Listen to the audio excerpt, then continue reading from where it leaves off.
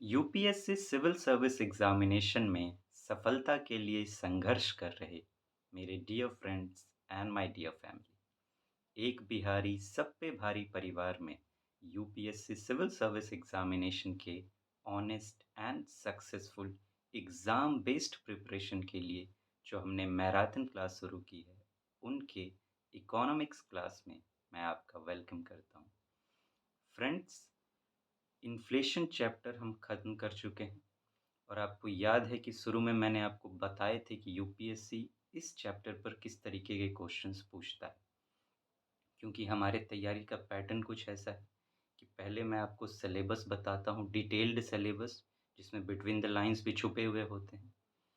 वो फिर जो क्वेश्चंस उस चैप्टर पर पूछे गए हैं और फिर हम उस चैप्टर की तैयारी करते हैं और फिर अंत में हम वापस से जो क्वेश्चंस मैंने शुरू में दिए हैं उन्हें सॉल्व करते हैं, इस टेस्टिंग के लिए कि जो हमने पढ़ाई की है उस पूरे चैप्टर में वो सही पढ़ाई की है या नहीं। टेस्टिंग बहुत ज़रूरी है। तो फ्रेंड्स, पिछली क्लास में हमने पहला क्वेश्चन कर लिया था। आज हमें दूसरा क्वेश्चन करना है। आइए देखते हैं कि क्या यूपीएससी ने पूछा है अपने प्रीवियस ईयर्स में इन्फ्लेशन के ऊपर और उसे आप कैसे सॉल्व कर सकते हैं जो हमने पढ़ा है उसके बेस पर। Which among the following steps is most likely to be taken at the time of an economic recession? Economic recession, अभी कुछ ही लास्ट टॉपिक हमारा इकोनॉमिक रिसेशन ही था, आपको याद होगा। उस पर क्वेश्चन पूछा गया है कि इसमें से कौन सा स्टेप लिया जाएगा इकोनॉमिक रिसेशन के टाइम में। इकोनॉमिक रिसेशन आ गया तो अथॉरिटीज़ जो हैं वो कौन सा स्टेप लेंगी ताकि इससे बाहर आया जा सके, यही क्वेश्चन। इकोनॉमिक रिसेशन में मैंने आपको बताया था कि क्या होता है कि इकोनॉमिक एक्टिविटीज़ गिर जाती हैं, प्रोडक्शन कम होने लगता है, डिमांड कम हो जाती है। डिमांड कम होता है तो प्रोडक्शन कम होता है, प्रोडक्शन कम होता है तो फिर एम्प्लॉयमेंट भी कम होने लगता है, अनएम्प्लॉयमेंट की सिचुएशन आ जाती है।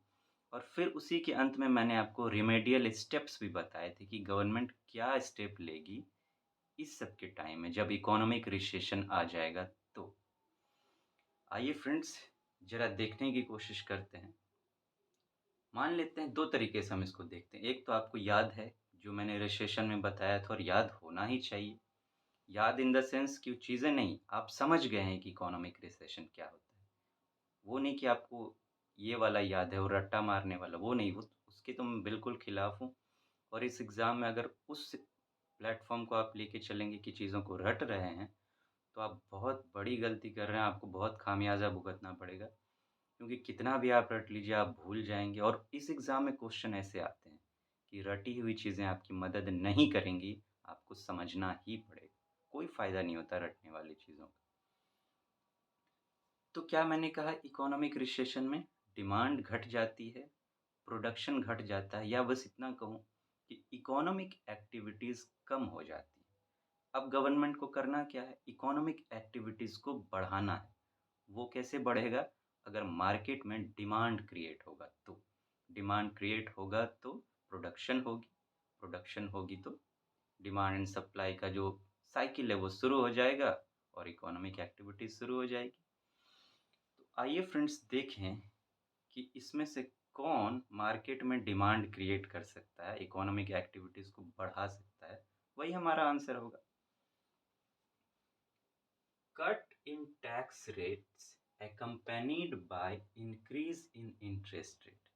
क्या कहा जा रहा है कि टैक्स रेट को कम कीजिए, कट कीजिए। तो टैक्स रेट अगर कम करेंगे तो क्या होगा?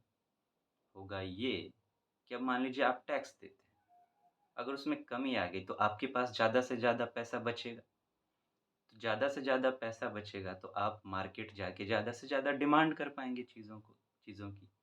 तो डिमांड तो इससे क्रिएट हो रहा है। आगे भी कुछ लिखा हुआ है, वो देखते हैं क्या है। accompanied by increase in interest rate, कि साथ में ये एक तरफ टैक्स को कट कीजिए, एक तरफ इंटरेस्ट रेट को बढ़ा दीजिए। अगर आप इंटरेस्ट रेट बढ़ा देंगे तो क्या होगा? मान लीजिए आप बैंक से लोन लेने जा रहे हैं, अब उसने अपना इंटरेस्ट रेट बढ़ा दिया कि मान लीजिए पहले 100 का आपने लोन लिया तो उसपे आपको ₹5 का इंटरेस्ट देना था, अब उसने बढ़ा के ₹10 कर दिए, 10% इंटरेस्ट कर दिया, 5 से 10%। तो अगर उसने इंटरेस्ट बढ़ा दिया तो आपको उसको लौटाना ज़्यादा पड़ेगा। तो अगर लौटाना ज़्यादा पड़ेगा तो क्या आप लोन लेना चाहेंगे? आप कम से कम लोन लेना चाहेंगे। अगर आप कम लोन लेंगे तो क्या होगा? आपके पास पैसे कम आएँगे और पैसे कम आएँगे तो आप ज़्यादा डिमांड मार्केट में नहीं कर सकते, डिमांड की कमी हो जाएगी। तो एक तरफ ये ठीक है लेकिन दूसरी तरफ ये गड़बड़ है। तो दोनों को सही होना चाहिए, दोनों को ऐसा करना चाहिए कि डिमांड ज़्यादा से ज़्यादा हो। तो ये तो नहीं होगा, ये तो गया। दूसरा क्या है हमारा? Increase in expenditure on public project. ये पब्लिक प्रोजेक्ट्स जो होते हैं, जैसे कि आप रोड बना रहे हैं, बिल्डिंग्स बना रहे हैं, स्कूल्स बनवा रहे हैं, बहुत सारे प्रोजेक्ट्स गवर्नमेंट के होते हैं, तो ये पब्लिक प्रोजेक्ट्स हैं। तो अब पब्लिक प्रोजेक्ट में अगर एक्सपेंडिचर को बढ़ाया जाएगा, मतलब ज़्यादा से ज़्यादा खर्च किया जाएगा, तो क्या होगा? मान लीजिए ज़्यादा से ज़्यादा रोड बनाए जा रहे हैं, तब उसको बनाने के लिए मज़दूर चाहिए। ज़्यादा से ज़्यादा आप बनाएँगे तो आपको ज़्यादा से ज़्यादा मज़दूर चाहिए। तो मज़दूर अगर वहाँ पे काम करेगा, तो उसको पैसे मिलेंगे। उसको पैसे मिलेंगे, ज़्यादा से ज़्यादा पैसे मिलेंगे। तो फिर ज़्यादा मज़दूर के पास पैसे आ गए, अब तो उस पैसे का करेंगे क्या? मार्केट में जाएँगे और चीज़ों की डिमांड करेंगे। तो इससे क्या होगा? डिमांड जनरेट होगा मार्केट में और जब डिमांड जनरेट होगा, तो प्रोडक्शन भी ज़्यादा से ज़्यादा होगी। प्रोडक्शन भी ज़्यादा से ज़्यादा हो गई तो फिर शुरू हो गया ना डिमांड एंड सप्लाई का ये जो साइकिल है। तो इस ये सही है उसके लिए, इसमें आगे कुछ जुड़ा हुआ नहीं है। तो जो हमें चाहिए इकोनॉमिक एक्टिविटीज़ को बढ़ाए, डिमांड क्रिएट करे और प्रोडक्शन बढ़े, वो इससे हो रहा है। अब तीसरे पे चलते हैं। Increase in tax rates accompanied by reduction of interest rate. इसका जस्ट उल्टा है। यहाँ क्या कह रहा है कि टैक्स रेट को बढ़ा दीजिए आप। अरे अगर टैक्स रेट को बढ़ा देंगे तो फिर लोगों के पास कम से कम पैसे बचेंगे, तो फिर डिमांड मार्केट में ज़्यादा कैसे क्रिएट होगा? तो ये तो गड़बड़ हो गया। एक तरफ है रिडक्शन ऑफ इंटरेस्ट रेट कि हाँ आपने इंटरेस्ट रेट तो घटा दिया, वहाँ से पैसे तो आ रहे हैं, लोग ज़्यादा से ज़्यादा लोन ले रहे हैं, लेकिन ये एक तरफ आपने टैक्स रेट बढ़ा भी तो दिया, तो इससे तो गड़बड़ हो गई, तो ये तो नहीं होगा।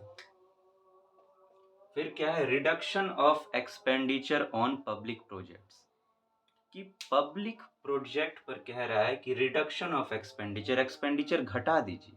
मतलब कि जब मान लीजिए आप रोड बना रहे हैं, रेलवे बना रहे हैं, तो उसमें कम एक्सपेंडिचर कीजिए। अगर कम एक्सपेंडिचर करेंगे, कम खर्च करेंगे, तो मतलब वो मज़दूर कम से कम रखेंगे। कम से कम मज़दूर रखेंगे तो उनके पास कम से कम पैसा आएगा और कम से कम पैसा आएगा तो फिर मार्केट में डिमांड कम से कम क्रिएट होगी और कम से कम अगर डिमांड क्रिएट होगी तो प्रोडक्शन भी नहीं हो पाएगा। मतलब डिमांड और साइकिल का चक्र नहीं चल पाएगा, इकोनॉमिक एक्टिविटीज़ नहीं बढ़ पाएगी। तो ये भी गलत हो गया। बचा क्या हमारा ये आपका सही आंसर है। इस तरीके से आपको डिटेलिंग करके चीज़ों को सोचना पड़ेगा, समझना पड़ेगा। जब आप अच्छे से समझेंगे ना चीज़ों को, तब आप इस तरीके से सोच पाएँगे। रटी हुई चीज़ें आपको ये पावर प्रोवाइड नहीं कर पाएगी। और इस एग्ज़ाम में अब आपको पावर ऑफ प्रैक्टिकल थिंकिंग चाहिए, जहाँ पे सारी चीज़ें आपकी मदद कर सकें, अपने पढ़े हुए को आप अप्लाई कर सकें, हर एक स्टेटमेंट पर आप सोच सकें। तो फ्रेंड्स, ये रहा हमारा दूसरा क्वेश्चन हमने सॉल्व किया, जो हमने पढ़ाई की है उस बेस पर। अब हम लोग एक और बात कहना चाहूँगा फ्रेंड्स कि आप इस पर एक्सपेरिमेंट भी कर सकते हैं। हमने रिसेशन की पढ़ाई की है, आप उस पर जाइए, उसे देखिए और वापस से आप इसको सॉल्व करने की कोशिश कीजिए अपने लेवल पे, देखिए कि उससे आप इसको कर सकते हैं। इससे चेक ये होगा कि ये देख सकेंगे हम कि हमने सही पढ़ाई की है या नहीं। प्लस एक और बात, जब हम क्वेश्चंस की प्रैक्टिस करते हैं तो हमें सही तरीके से क्वेश्चन सॉल्व करने चाहिए। प्रैक्टिस बहुत इंपॉर्टेंट है, जिस तरीके की आप प्रैक्टिस करेंगे उसी तरीके से आप एग्ज़ाम में सॉल्व कर पाएंगे चीज़ों को। प्रैक्टिस में हम बहुत गड़बड़ करते हैं कि क्वेश्चन हमारे सामने है, हमने उसको सॉल्व किया, बस उतने पे छोड़ देते हैं कि सही हुआ या गलत हुआ। इससे बात बनेगी नहीं आपकी।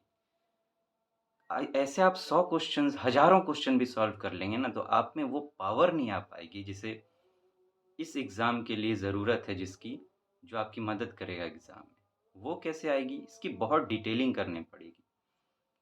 क्या तरीका होना चाहिए? बेस्ट तरीका क्या है इसका?